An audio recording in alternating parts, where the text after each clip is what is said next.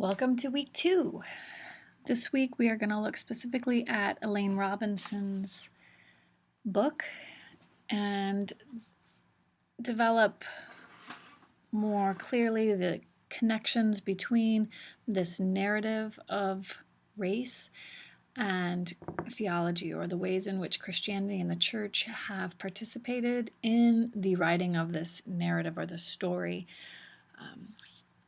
If you've watched the films already, you know that that's the big theme for this week is the story we tell ourselves, the narratives, and how the development of Christian theology particularly has, again, participated in the development of white supremacy or racism in our country. To start, I just wanted to highlight a few terms in Robinson, some of her concepts that she uses you would already be familiar with from our Sharon Welch reading and from our lecture from last week, but there might be a few concepts that are new. So, for example, her use of racism as being a structural and institutional phenomenon, not simply referring to acts of discrimination. That is something you're familiar with already. Her use of white supremacy, not as reference to the KKK, but to a culture of white dominance and white superiority. Those are concepts that you're already familiar with. However, her use of the term conscientization is probably new to most of you. It comes from a very famous work by a Brazilian educator named Paulo Freire, his book, Pedagogy of the Oppressed.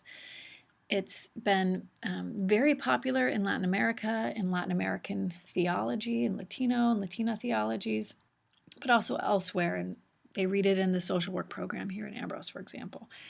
So it's a concept that refers in part to the education of an oppressed group. Paulo Freire primarily working with the poor, so he's concerned with the poor of Brazil.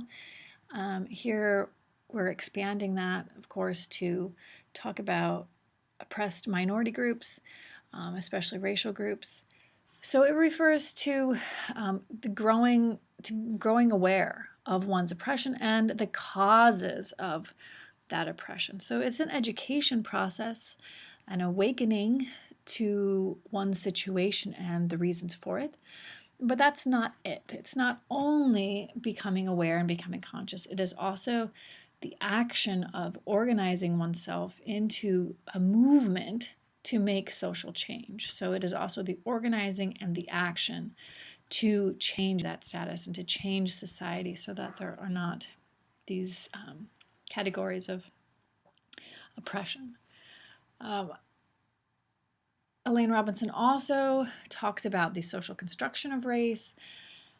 This is something also mentioned in our video for this week on the story we tell ourselves, where they don't go into great detail in this episode of that film. The first episode, if you're interested, talks more about the biology and genetics that simply aren't there to categorize race. But this film takes somewhat for granted that we understand that race is not biological, that a concept of race is really the idea that certain attributes are attributed to different tones. And so it is itself a social category. It is constructed by society and not biological.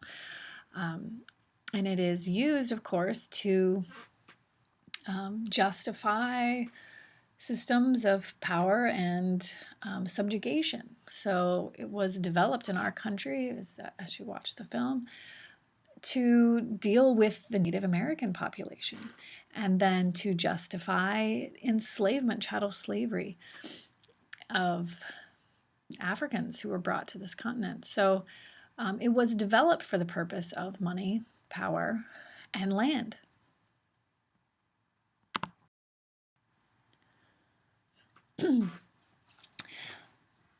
Well, we're now going to shift and talk specifically about how Christianity plays a role in this. Robinson goes into some detail, about the shift from the early Jesus movement to what she calls Constantinian Christianity or Christendom. Christendom is a cultural phenomenon. And I want to just take us back to the Cone reading from last week. Cone goes into great detail, walking us through the history of Yahweh or the history of God throughout the Old Testament and into the New Testament with the ministry of Jesus and what this tells us about God. And that then tells us about Jesus and Jesus' ministry and Jesus' purpose. So in the Old Testament, through the story of the Exodus, and for Cone, the Exodus Sinai event, Sinai signifying that God entered into a covenant with these liberated slaves from Egypt, that this history shows us that God is concerned about the poor, that God is committed to liberating the oppressed and the marginalized, and that these are, in fact, God's chosen people, right? If God had chosen the Egyptians as God's chosen people, it would have been a different God that is revealed to us. But God chooses the oppressed. This is rooted in the story of the Exodus for Cone, of course, slaves being liberated as central to Cone's understanding of God and Yahweh as a Black liberation theologian himself. We see this also throughout the prophets, where the prophets again and again are calling Israel to remember the poor, to take care of the widow, to take care of the orphan. And then, of course, we see it in the ministry of Jesus. And Cone goes through the Gospels, highlighting how even the infancy narratives, Jesus' liberating ministry with those who are oppressed by evil spirits or possessed, how all of these points in Jesus' ministry highlight, again, God's commitment to the poor, God's commitment to the oppressed.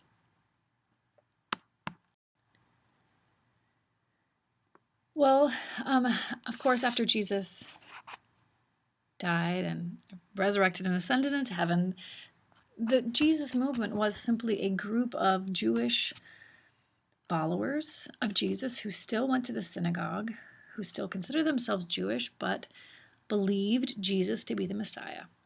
So it starts out as this small movement. Then it grows. It is a movement that seeks converts, and it seeks even converts outside of Judaism. So it is an evangelical religion in that it's seeking to spread the word, spread the religion, seek converts. And Elaine Robinson talks about the Great Commission at the end of the book, when you get to that Jesus' call in the Gospel of Matthew to go out into all the nations, making disciples and baptizing them. So even though it was, a religion to grow and expand, it was still small in the Roman Empire, persecuted. So of course the movies that we see about people getting, thrown into the Colosseum and torn apart by lions and bears and gladiators, that's not just a movie. Those are historical events that really happened. So that was Christianity for the first few centuries. But in 313, Constantine passes the Edict of Milan, and with that edict, Christianity is to be tolerated. So that is to put an end to these waves of persecution that communities of Christians experienced across the empire at different times. And then Constantine calls together, he convenes the first ecumenical council. An ecumenical council would include representatives from all of Christendom, from all of the church across the empire in Europe.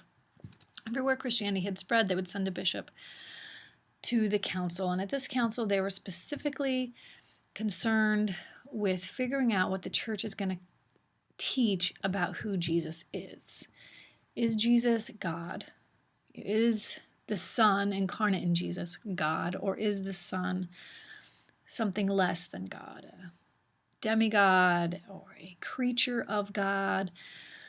And Constantine, who saw in Christianity a perhaps some scholars view it this way, an opportunity to unite the empire. Here is a religion that seeks converts from every culture, every language. It is not bound by a particular ethnicity or culture, like Judaism primarily is. So here, it's a religion that could unify the vast empire. But, once you get into Christianity, you realize there's a lot of divisiveness within it. There's a lot of argument. And in the case of these arguments around Jesus, it even grew violent. People were fighting in the streets over the identity of Jesus. And so he called the council to figure this out and to take a stand and make a decision. This is who Jesus is. This is who the church claims he is, period. And when this happened, according to many scholars, and Robinson would side with this signals a shift in Christianity. And for centuries, the emperor oversaw these councils, and whichever way the emperor leaned theologically, the church and the church's pronouncements would likewise lean in that direction, and we could trace that throughout history. That's not the purpose of this class, though, so we're not going to go into great detail there, but I say that just to illustrate that there is a shift from this persecuted minority religion to a religion that is united or embraced by the empire, becomes the official religion of the empire, and then it becomes intertwined, the concerns of the state and the concerns of the church, so that the powerful empire of the Roman Empire, right? Christianity gains some privilege, some benefits from that, politically, economically, and it becomes really. So Dussel, and Robinson mentions this, then talks about Christendom as a cultural reality. So Christianity isn't just a religion now. Christendom means a religion that is tied up with the concerns of empire and state. Right? It becomes a cultural phenomenon, not just a religion. And I think you could say that we still have that experience here in the United States, that Christianity is a cultural reality. It is extremely powerful in our government, our political system. Think about our presidents, for example. And so that's the shift from a Jesus movement to an institutionalized, powerful religion of Christendom, or as Robinson talks about it, Constantinian Christianity. That is Christianity that becomes tied up with empire.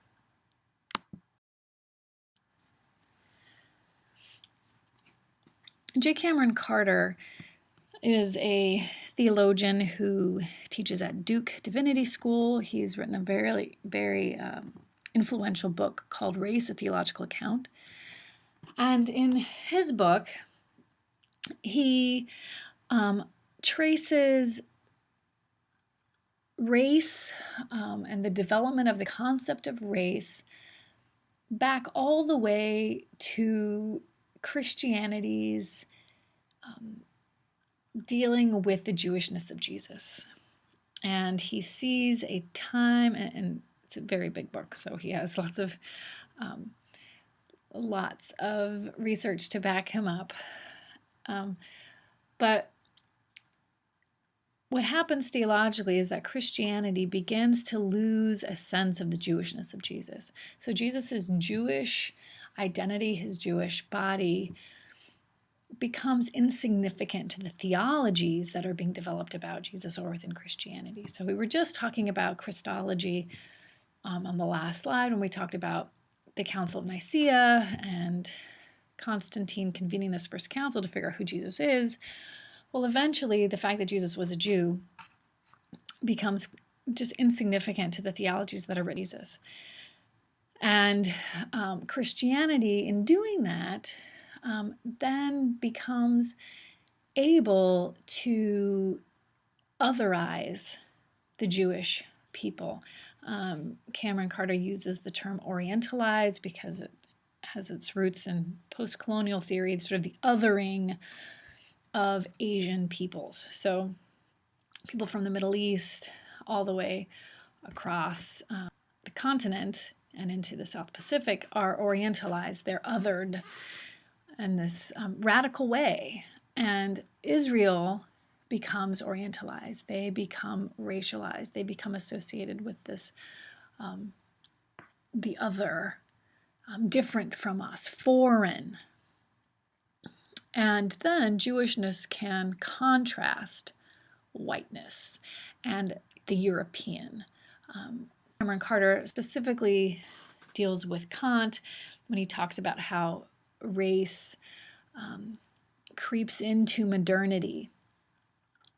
But it happens in Europe with the otherizing of Israel and Jews. And obviously you can think through the history of Europe that resulted in the Holocaust, having had a long history in Christianity leading up to that point.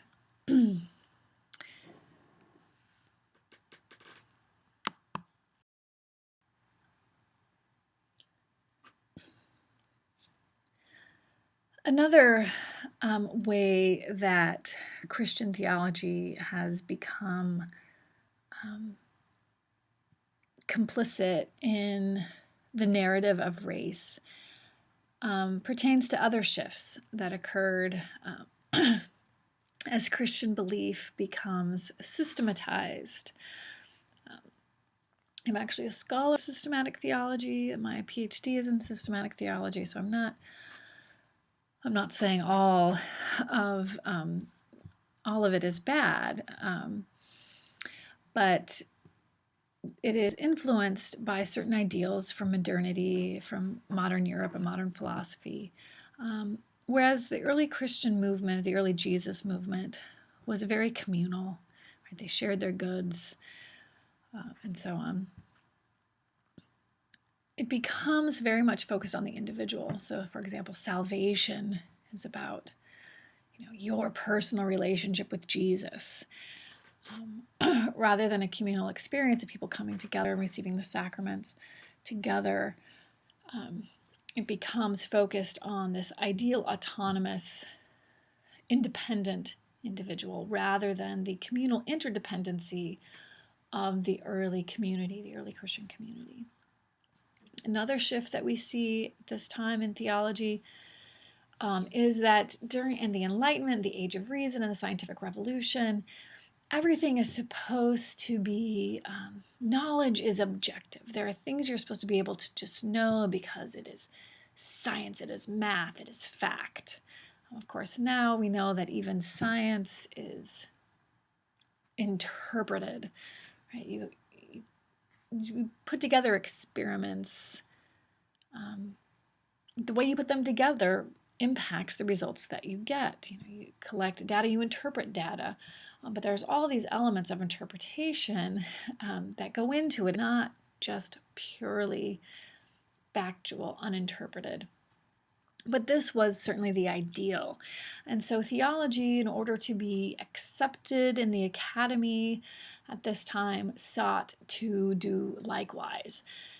And so theology claimed this kind of objectivity and sought to avoid anything that would suggest that our subjectivity, that means the person doing the thinking, the person doing the writing or the reading, that their subjectivity in any way impacts the results, the ideas, the writing. So one's context isn't supposed to impact what you do. In contrast to that, any theology that exposes the subject, the context of the one writing, the theologian, they're considered invalid, and that persists quite a bit still, even in our contemporary situation, where theologies like those of Cone and others that state up front their contextual embeddedness, right? Cone writes from the perspective of a black theologian in the South who grew up in segregated Arkansas. And he states that up front, and that would be considered too subjective or too contextual, and therefore not true, not objective to the same standards that other theologians claim their work to be. This is something that is criticized in the Robinson reading, and rightfully so. Every theology is contextual, and this brings us back to the Colbert Report clip I had you watch last week, where, neutral man's burden, right? The idea that all of these European male theologians of modernity, and even today in the States and in Europe, who claim objectivity, that their theologies are just neutral and true, that their context, that their experience, their subjective, not impact their ideas or the way they think through theology. That's a fallacy. Everyone interprets and through their own lens and perspective, and the books you choose to read, the thinkers that you allow to influence you, all of those things find their way into the books you write, the way you view God. You make choices, and that is your subjectivity coming into play. But this sort of ideal, this standard, arose throughout early modernity into the present day. And that is still a problem with theologies written today, and that's something that Robinson addresses, of course.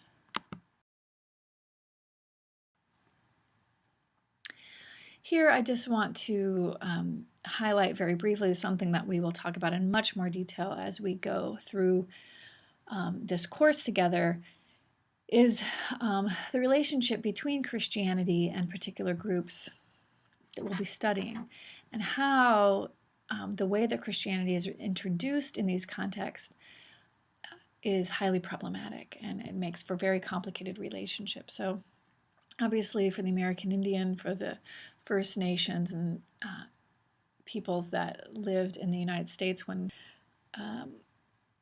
colonizers began to land on these shores, they were introduced to Christianity as part of conquest, as part of colonialism. Christianity came with the violence and diseases that were brought to this continent. Mestizaje and mulates, this refers to the mixing, particularly the mixing of cultures and blood through the conquest in Mexico, Central America, and also South America, especially through the Spanish and Portuguese conquests and colonies, a mixing that was done via violence and rape. And so Christianity came through conquest, through violence, to the peoples of Latin America. So obviously that's something we're going to have to confront. The African American context, obviously, we're talking about people brought from Africa with their own tribal religions, their own spiritualities, forced from their home and brought through a grueling and horrific trip. That's ridiculous.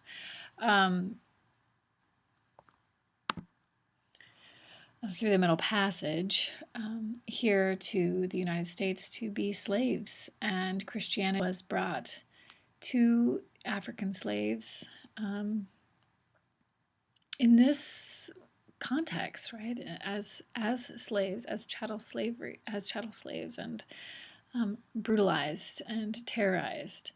I'm highlighting how complicated that is here on this slide. If you look at the New Testament and Galatians 3:28, where Paul writes, "There is neither Jew nor Gentile, slave nor free, male nor female, for you are all one in Christ Jesus." So there was debate and even legislation around this concern in the U.S. Well, Galatians says that, there is no longer slave nor free. We are all one in Jesus. And this is usually understood as we are one in our baptism because we are all united with Christ in our baptism. But there was a court decision in Virginia that claimed that the conferring of baptism does not alter the condition of the person as to his bondage. Of course, as to the person's spiritual status, yes, but not status as property. So this whole just disastrous situation is something that we have to deal with from the perspective of Christian theology. All right, so the last slides that we'll look at today pertain to specific theological categories that are dealt with, some in some detail in Robinson, some alluded to, and I will cover more for the sake of you understanding how theology impacts, how theology and race influence each other here. So the first category is theological anthropology. Most of Robinson's chapter, Ashes to Ashes, is actually on theological anthropology. And theological anthropology is really sort of a general category where Christian theologians deal with the topic of humanity. What does it mean to be human? How did God create humanity? And there's many different subcategories under this theme. One that Robinson talks about specifically is something called Imago Dei, or image of God. Imago Dei comes from Genesis chapter 1 and the creation of humanity in that creation account. And I have it for you here. Then God said, "Let us make humankind in our image, according to our likeness. And let them have dominion over the fish of the sea and the birds of the air and over every creeping thing that creeps upon the face of the earth." So God created humankind in God's image. In the image of God, he created them, male and female, he created them. So the concept of Imago Dei refers to this. And what does it mean to say that God created humanity in God's image? In what sense does humanity reflect God? It's pretty ambiguous here, and so theologians have introduced all sorts of different interpretations of what the image is. The imago, some say, is our ability to reason, our critical thinking skills, our rationality. Others have said it is our free will or freedom. Some more recently have highlighted our relationality. We're highly relational creatures.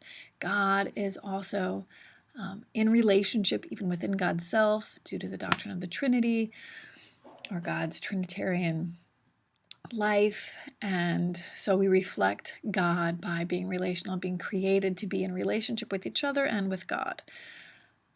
But it's not laid out here in the text very clearly. So this is a category which, when we talk about what it means to be human, where there's obviously a lot of room to talk about race. And one of Robinson's critiques, of course, is that there's all these great theologians and theological books that talk about Imago Dei or that talk about humanity and theological anthropology, but don't talk about race and the way that Christians have categorized humans so as to justify slavery and oppression. This debate occurred during the conquest, where some theologians said God created some humans specifically to serve other humans, and this is just the way it is. There are theologians and Christians making that argument in the United States to justify slavery, right? That God had created some to serve others. So to just ignore race when talking about theological anthropology is complicit in this, right? Our theologians will talk about silence and neutrality as siding with those in power and siding with those who tend to be the ones doing the oppressing, right? So Cone makes that claim. To be silent or to claim neutrality is actually to side with the oppressor. So it needs to be talked about.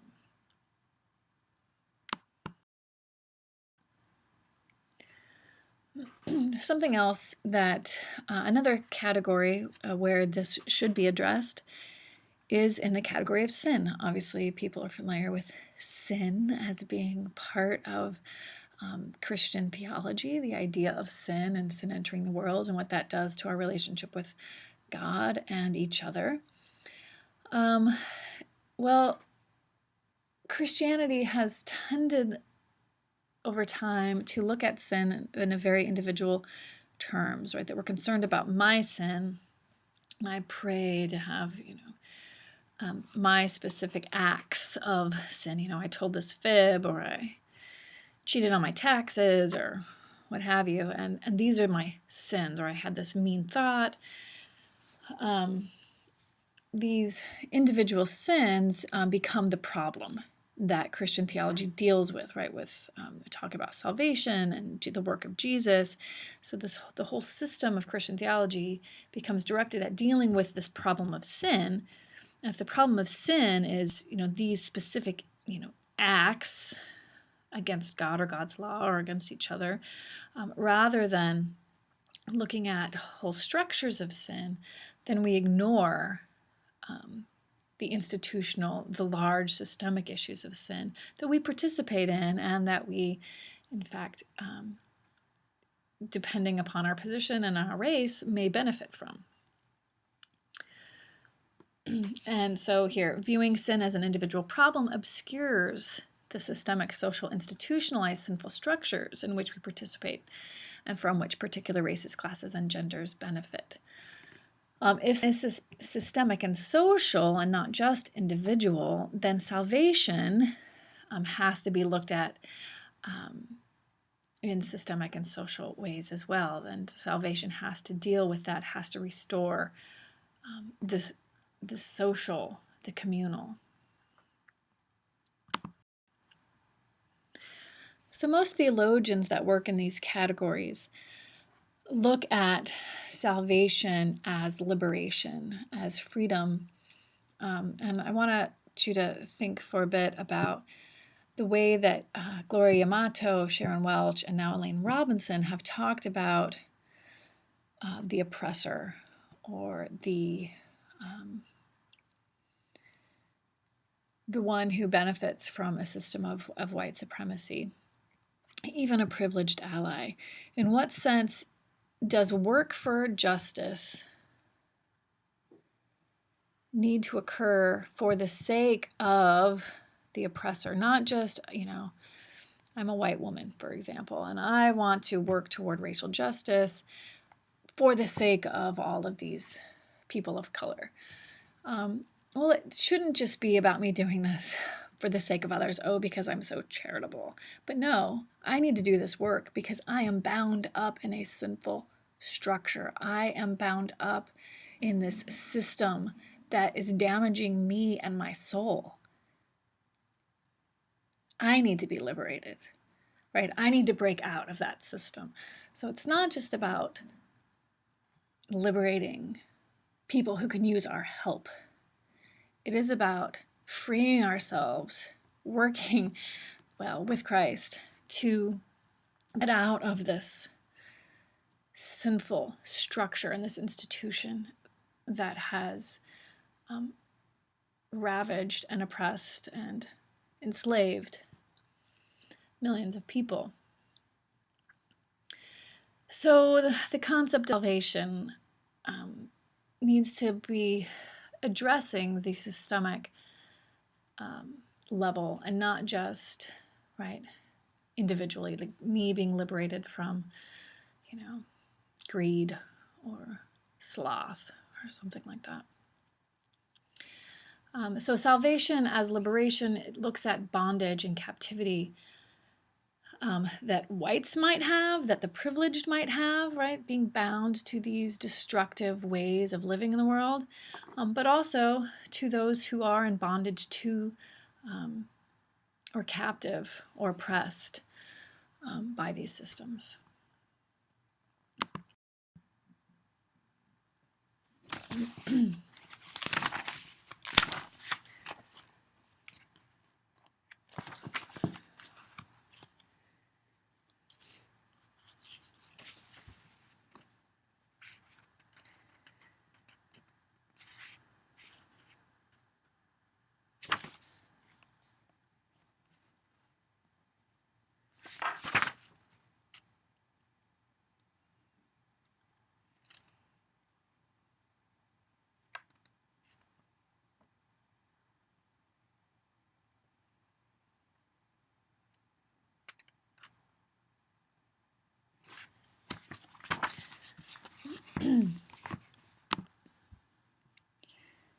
I just wanted to draw your attention to Elaine Robinson's discussion on the passage known as the Great Commission, where Jesus says before he ascends into heaven at the end of the Gospel of Matthew to go make disciples of all nations, baptizing them in the name of the Father and the Son and the Holy Spirit.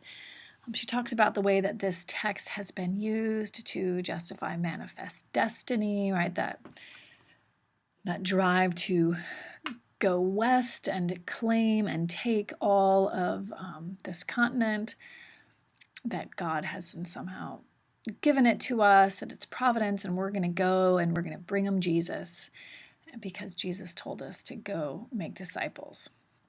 And she highlights that part of this text also, Jesus commands that they are to obey and teach others to obey everything that Jesus has commanded and taught them.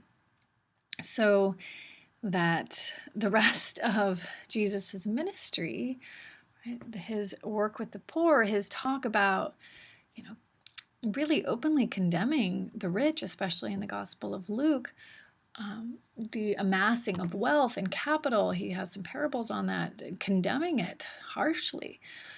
That all of the rest of Jesus's teachings seem to be forgotten and neglected. He has a parable in the Gospel of Matthew in chapter 25, not long before this, where he talks about separating the sheep and the goats at the end of time, and that those that are going to be welcomed into paradise, into his Father's kingdom, are those who... Lastly, I just wanted to highlight a few points. I already, I think the very first slide talked about white conscientization, that becoming aware, conscientization does not only mean to become aware of one's own oppression and then organize and act to change society, but also one's complicity in systems of oppression. So there is a range of need for conscientization. She references the line from James Cone that we must become black with God. And here she's talking about what do theologians need to do, what do Christians need to do to make a change here. And obviously we're not going to suddenly self-identify as people of color. That would be absurd and ridiculous and part of the problem. But to truly engage, to be committed to engaging theologies from people of color, and to listen and learn from those theologies and from those people of color. She calls us all to, and the white theologian especially, to engage in friendship and community in contexts where one is not in the majority group. So this could be for everyone. There are always places where we can go to engage in communities of people of other races. It's challenging and it can be frightening, but we have to truly engage in relationships of friendship. And lastly, she talks about theological reparations. One way is to expose Constantinian Christianity, which is what sort of this lecture has basically been doing, the ways that theologies are entangled with empire or power and wealth, and to call it out and to work at exposing that and being silent in the face of it. To illuminate systemic sin, identify where we see it, it's all around us, and move Christian practice to justice. Just including a few voices of minority scholars into our white projects is not enough. Must truly listen and collaborate. Don't just have one footnote. Oh, I referenced James Cone, so I'm good. But to truly let one's ideas and views of God and the church, one's theology be shaped by these people, to open oneself and one's spirit up to be changed in this encounter with these other voices.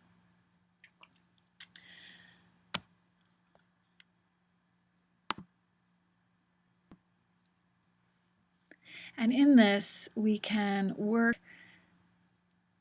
to reshape the narrative, to rewrite the narrative of Christianity and the narrative of our nation. And only then can we really change the direction of our country, so that there is justice, truly justice for all, and freedom for all. And within Christianity, we are truly looking at the church and the community as one of equals, that we were all baptized into Christ, and there is no longer male or female, slave or free.